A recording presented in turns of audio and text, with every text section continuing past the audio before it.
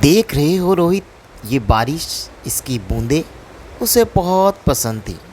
इन बूंदों के गिरने के साथ साथ वो पैरों में घुंघरू बांध कर नाचा करती थी।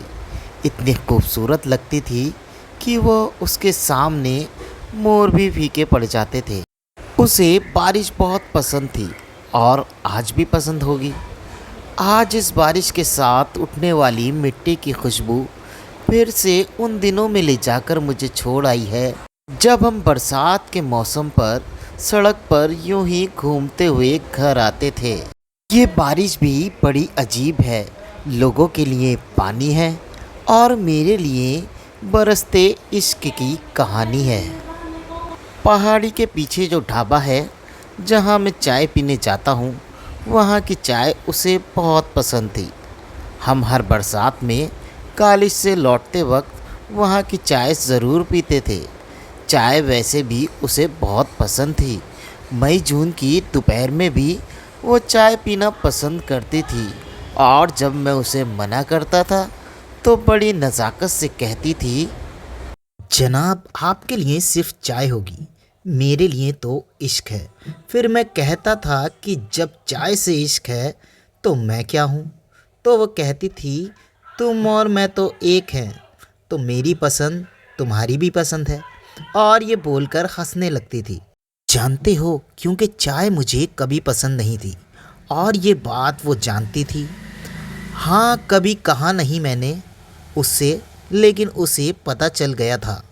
तुम्हें पता है, जिस दिन तुम्हारी शादी तय हुई उस दिन भी ये बादल ऐसे ही ज़ोर से बरस रहे थे। हमारे साथ उन्होंने भी उस खुशी को महसूस किया था। ये भी हमारी खुशी में मेरी नैना की तरह झूम कर नाचे थे।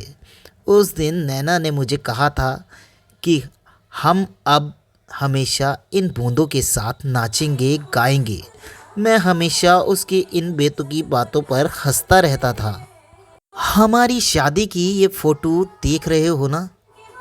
नैना के चेहरे की मुस्कुराहट, ये खुशी हमारी शादी की दस्तक देने वाली बेमौसम बारिश के लिए थी। लोग बेमौसम बारिश से परेशान थे और मेरी नैना दुनिया की पहली दुल्हन होगी जो बारिश में भी भीगते हुए फ़ोटोशूट करवा रही थी। नैना को कभी अपने मेकअप सजने संवरने की कोई चिंता ही नहीं रही। वो हमेशा से ही ऐसी बेपरवाह सी थी। रोहित कहता है, सर वो फ़ोटो तो नहीं है इस एल्बम में। अंशुल ने उसका जवाब दिया, नैना बारिश वाली फ़ोटो का एक अलग एल्बम रखना चाहती थी। उसके लिए अलग एल्बम भी बनवाई थी। शादी के बाद 15 दिन बाद ही मुझे अपनी ड्यूटी पर वापस जम्मू जाना पड़ा।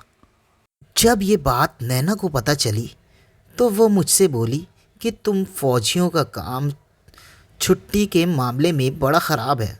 लेकिन ठीक है, जाओ जल्दी आना। सबको बता दो कि तुम्हारे साथ रहने की बरसात में मैंने बुकिंग कर ली है, तो अपनी बारिश तुम यहीं बिताना मेरे साथ। शादी के पहले सावन में मुझे तुम्हारी छुट्टी गिफ्ट में चाहिए। मैंने मुस्कुराते हुए कहा, आपका हुक्म सर, आँखों पर है। तो वो हंसने लगी। जब मैं वापस जा रहा था तो उसने अपनी आँखों में बिखरी नमी को छुपा लिया था। उसकी आँखों से एक आंसू ना गिरा।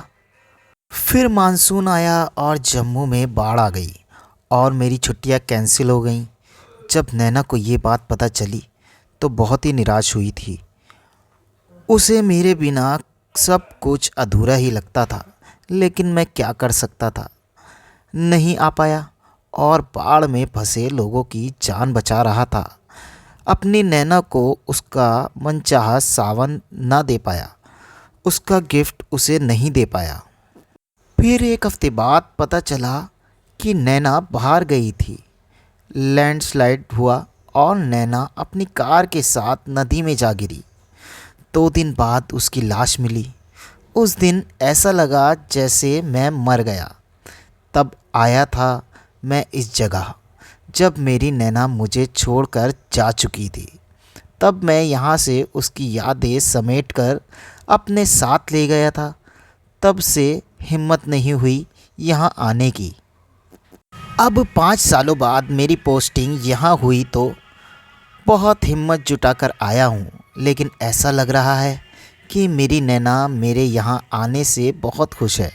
मैं उसका साथ महसूस कर पा रहा हूँ, जो तब नहीं कर पाया था वो अब कर दिया मैंने। अपनी नैना के शादी के पहले सावन का गिफ्ट दे दिया मैंने। अब हम साथ उस पहाड़ी तक घूमने जाएंगे, उस ढाबे की चाय भी पीने हम साथ जाएंगे। अब हम दोनों अपना हर सावन एक साथ ही मनाएंगे।